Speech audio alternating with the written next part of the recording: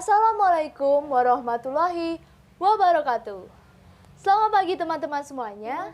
Di sini, kelompok kami akan memaparkan materi mengenai makna konsep nasionalisme, prinsip-prinsip nasionalisme, dan cinta tanah air.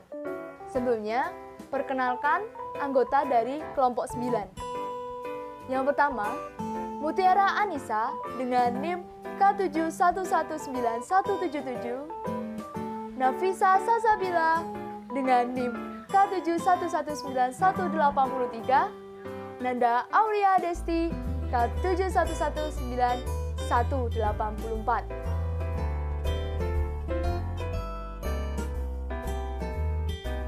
Sebelum memasuki materi yang pertama, di sini coba perhatikan teman-teman gambar di atas. Nah, gambar itu menunjukkan adanya anak-anak yang sedang menarikan tari tradisional. Gambar yang kedua, ini menunjukkan adanya seseorang yang sedang membeli produk dalam negeri. Nah, hal ini tentunya ada kaitan dengan materi yang pertama, yaitu nasionalisme.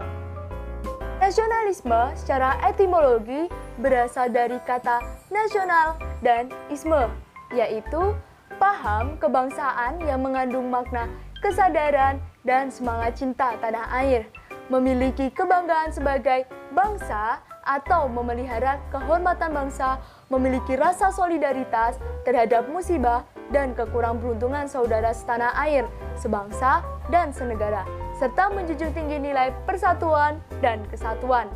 Adapun menurut Kamus Besar Bahasa Indonesia menyatakan bahwa nasionalisme adalah kesadaran keanggotaan dalam suatu bangsa yang secara potensial atau aktual bersama-sama mencapai mempertahankan dan mengabadikan identitas, integritas, kemakmuran, dan kekuatan bangsa itu. Semangat kebangsaan. Menurut Marvin Perry menyatakan bahwa nasionalisme adalah suatu ikatan sadar yang dimiliki bersama oleh sekelompok orang yang memiliki kesamaan bahasa, kebudayaan, dan sejarah yang ditandai dengan kejayaan dan penderitaan bersama dan saling terikat dalam suatu negeri tertentu. Yang terakhir adalah menurut Abdul Munir Mulhan menyatakan bahwa nasionalisme adalah sebuah gagasan mengenai kesatuan kebangsaan dalam suatu wilayah politik kenegaraan. Nah, teman-teman semuanya, dapat kita tarik kesimpulan bahwa pengertian nasionalisme itu adalah suatu sikap politik masyarakat yang berada di dalam suatu wilayah negara tertentu. Nah, cukup sekian untuk materi dari saya, dan untuk materi selanjutnya itu akan dibawakan oleh Nafisa. Silakan Nafisa. Pada slide ini, saya akan menjelaskan terkait makna konsep nasionalisme lainnya, yang mana hal ini juga dikemukakan oleh Musa, bahwa nasionalisme mengandung nilai-nilai sebagai berikut, antara lain, pertama, persatuan cinta tanah air, berimplikasi pada setiap orang berkewajiban menjaga dan memelihara semua yang ada di atas tanah airnya, sehingga muncul kesadaran akan pentingnya persatuan dan kesatuan bangsa. Persatuan inilah yang menurut Bung Hatta sebagai prinsip nasionalisme yang pertama. Kemudian, prinsip ini pula yang memotivasi bangsa untuk bersatu padu dan berlomba-lomba memajukan Indonesia melalui nilai-nilai pendidikan. Untuk yang kedua, adanya pembebasan dan perjuangan nasionalisme merupakan kemerdekaan perseorangan dari kekuasaan atau pembebasan manusia dari penindasan dan perbudakan. Nasionalisme dalam konteks inilah yang membangun segenap keadaan realita manusia tertindas menuju manusia yang utuh. Ketertindasan yang berawal dari rendahnya daya pikir dan wawasan yang bermuara pada rendahnya kualitas pendidikan sehingga mudah dipecundangi oleh bangsa asing. Untuk yang terakhir, adanya patriotisme adalah semangat cinta tanah air, sikap seseorang yang bersedia mengorbankan segala-galanya untuk kejayaan dan kemakmuran tanah airnya.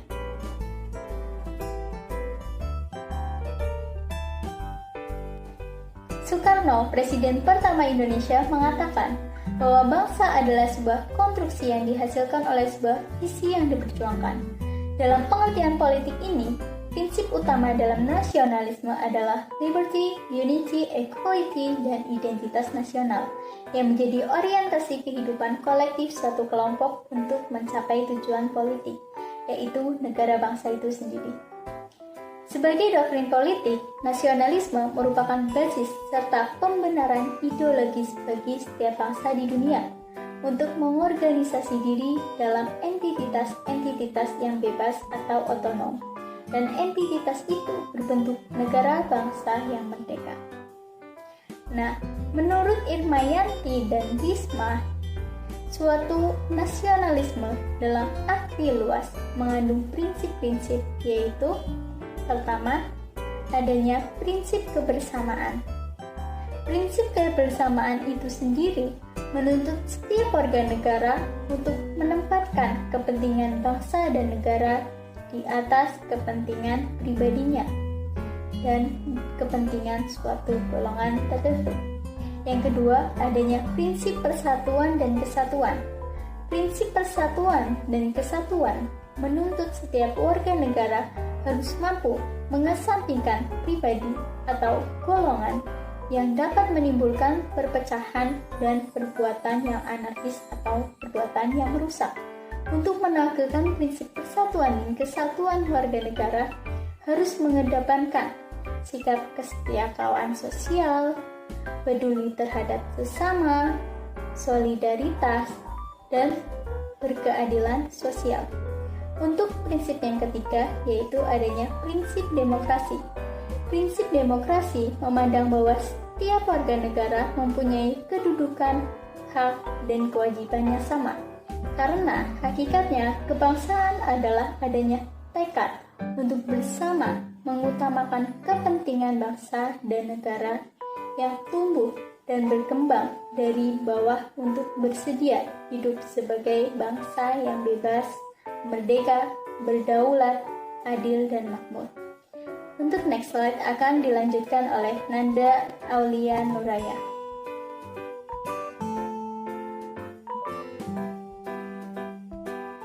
Nah, baik teman-teman, untuk yang selanjutnya, mari kita lanjutkan ya presentasi kita mengenai bentuk penanaman cinta tanah air. Namun sebelum kita masuk ke dalam materi tersebut, mari kita ulas lagi mengenai pengertian cinta tanah air. Suyadi mendefinisikan cinta tanah air sebagai sikap dan perilaku yang mencerminkan rasa bangga, setia, peduli, dan penghargaan yang tinggi terhadap bahasa, budaya, politik, dan sebagainya, sehingga tidak mudah menerima tawaran bangsa lain yang dapat merugikan bangsa sendiri. Di sini juga terdapat faktor-faktor pembentuk identitas bersama. Ramlan mengklasifikasikan faktor pembentuk identitas bersama menjadi 4 macam. Yang pertama ada primordial, yaitu ikatan kekerabatan dan kesamaan suku bangsa, daerah, bahasa, dan adat istiadat untuk membentuk suatu negara atau bangsa. Primordial ini tidak hanya menimbulkan pola perilaku yang sama, tetapi juga melahirkan persepsi tentang negara yang dicita-citakan. Nah, seperti yang kita ketahui bahwa Indonesia merupakan negara yang memiliki keanekaragaman, baik itu budaya, adat istiadat, maupun suku bangsa. Nah, adanya primordial ini juga mampu meningkatkan jiwa nasionalisme individu. Karena apa?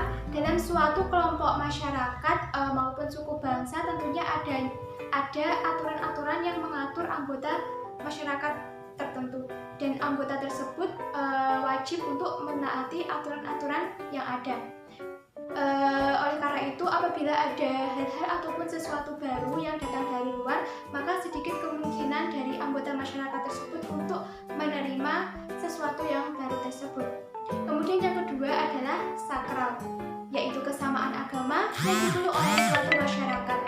Faktor sakral ini ikut menyumbangkan terbentuknya sifat nasionalis dalam diri individu di dalam suatu negara. Kemudian yang ketiga adalah tokoh. Kepemimpinan dalam suatu komunitas dapat menjadi salah satu faktor yang membentuk suatu negara atau bangsa. Sebab pemimpin ini akan menjadi panutan masyarakat sebagai simbol persatuan dan kesatuan untuk membentuk komunitas baru yang lebih besar. Contoh dari tokoh ini adalah Insinyur Soekarno dan Dr. Andes Muhammad Hatta yang merupakan Presiden dan Wakil Presiden Indonesia pada tahun 1945. Kedua tokoh tersebut memberikan pengaruh yang sangat besar kepada masyarakat untuk menumbuhkan jiwa nasionalisme serta meningkatkan rasa persatuan dan kesatuan. Kemudian yang keempat adalah sejarah.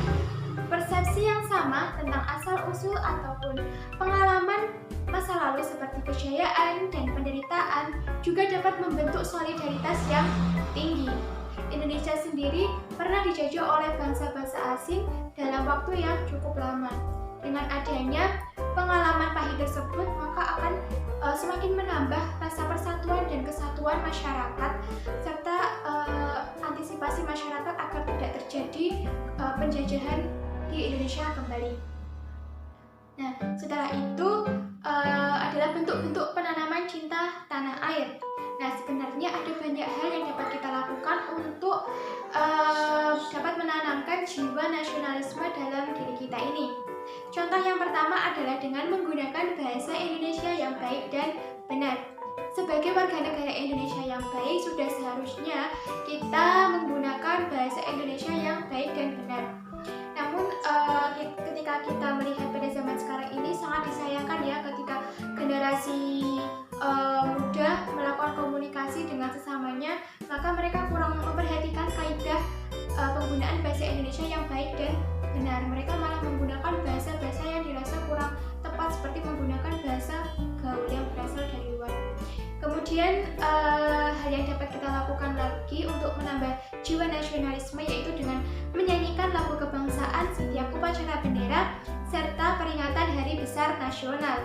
Hal ini ditujukan untuk sebagai rasa terima kasih kita kepada para pahlawan yang telah berjuang untuk memerdekakan Indonesia. Hal ini juga sebagai simbol syukur karena pada saat ini kita sudah hidup di zaman yang sudah merdeka serta bebas dari ancaman dan tekanan. Kemudian yang ketiga adalah dengan memajang foto presiden dan wakil presiden serta lambang negara.